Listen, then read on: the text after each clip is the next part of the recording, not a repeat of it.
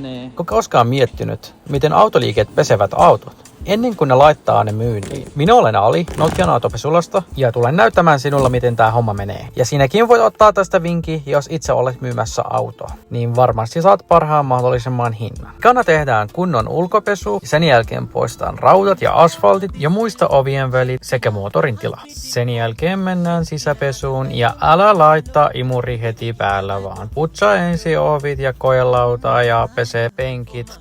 Vasta sen jälkeen laittaa imuri laulamaan. Ja muista ilmastointidesifiointi, niin mä näytän seuraava video, että miten sitä hommaa tehdään, jos kiinnostaa. Ja lopussa voit vahata autoa tai myllyttää ihan kuinka haluat, mutta me ainakin kaikki nämä myyntiautot myllytetään, paitsi tämä auto. Asiakas ei halunnut, kun tää on niin vanha, että ei sitä kannattaisi. Ja heti kun on auto noin hyvin pesty, niin se alkaa sitten tuoksumaan ihan uudelta autolta. Ja onhan kiva uudella omistajalla, kun tää auto menee, niin tuoksuu hyvältä ja on muuten siistiä auto.